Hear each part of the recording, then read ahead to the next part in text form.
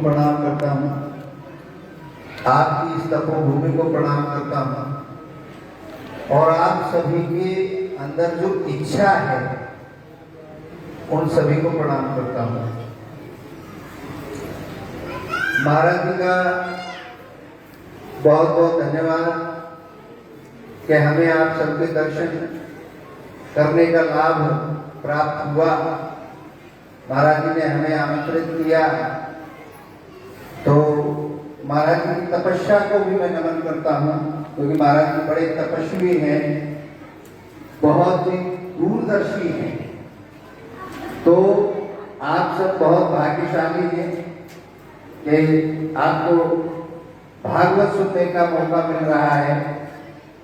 वैसे तो आपको व्यास जी सब कुछ बता ही रहे हैं, पर मैं तो इतना ही कहूँगा कि इच्छा आप सबके अंदर रहती है और आज आपकी इच्छा है अपने कृष्ण भगवान के बारे में जानने की, हमारा जो विरासत है उसको जानने की, कि किस प्रकार से हमारी जो भागवत है वो हमें बताती है कि इतने कष्टों के बाद भी श्री कृष्ण भगवान थे, हैं और रहेंगे।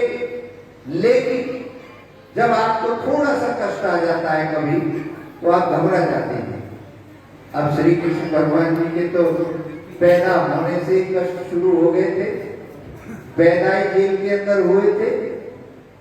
तो भाई यही कह के गए हैं कृष्ण जी कि अपने कर्म को पूरी ईमानदारी के साथ हम सब लोग करें।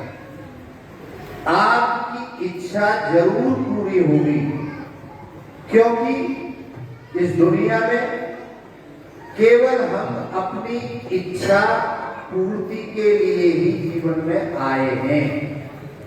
अब इच्छाएं दो तरीके की हैं।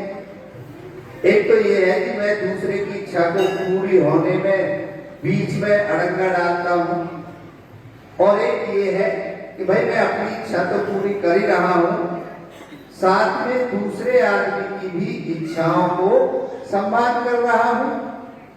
तो लड़ाई किस बात की है इस धरती पे? सदा से, सदियों से। आप विचार करके देखें, सभी विद्वान यहाँ बैठे हैं, माताएं बहनें बैठी हैं, सब विचार करके देखिए, जब आपकी इच्छा पूरी हो जाती है तो आपको सुख मिलता है, सुकून मिलता है, आनंद मिलता है। और जब इच्छा पूरी नहीं हो पाती तो आप परेशान हो जाते हैं कि भाई मेरे साथ तो किसी ने बुरा कर रखा है। तो कभी ये विचार करके देखिए कि आपकी इच्छा पूरी क्यों नहीं हो रही।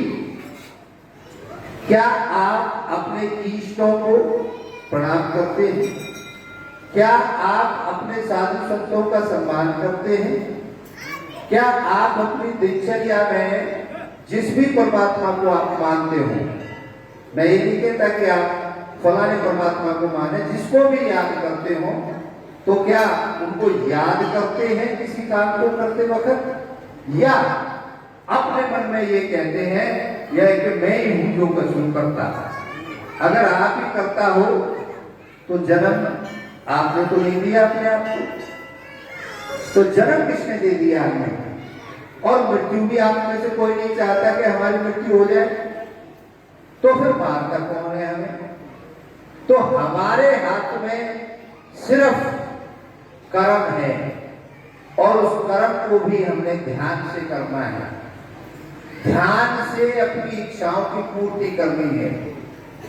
हमारे जब आप सब छोटे भी थे, सभी छोटे छोटे से बड़े हुए हैं, तो माँ बाप हमारे बेशक अनपढ़ थे, वो एक बात कहते थे जब रास्ते में आप जा रहे हो, कहीं काम करने जा रहे हो, बेटा ध्यान से करना, ध्यान से करना। वो ध्यान क्या है?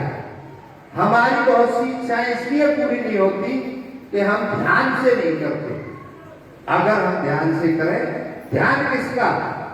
अपने कर्म को हम ईमानदारी से करें, अपने जो भी हम जिनको भी मानते हैं, परमात्मा को, ईश्वर को, अल्लाह, जिस भी धर्म में जो रहता है, वो उसकी आराधना के साथ, उसको समर्पण के साथ समर्पित करके अपनी बात को शुरू करें। तो मैं यही कहूँगा, ज़्यादा अब आपका टाइम हो रहा है और व्यास जी के धैर्य को नमन करता हूँ कि हमें बोलने का मौका दिया, आपकी बड़ी मेहरबानी। और आप सबके लिए मैं तो यही कामना करूँगा इस तपोभूमि में, क्योंकि मैं पहले भी आया था, कई बार आया हूँ, क्योंकि बड़े अजीज हैं हमारे महात्मा जी, ब्रह्ममुनि जी, तो इनसे बड़ा हमारा आत्मिक नाता है। कई बार आपके यहाँ मैं आया हूँ और आज इस भवन को देख करके, आप सबकी मेहनत को देख करके, यहाँ व्यवस्थाओं को देख करके भाई मैं बड़ा खुश हूँ। तो एक बार ताली बजा दो अपने लिए। बहुत बहुत धन्यवाद। और एक बार पुनः इस तपोभूमि को नमन करता हूँ और धन्यवाद करता हूँ। पूरे संत समाज की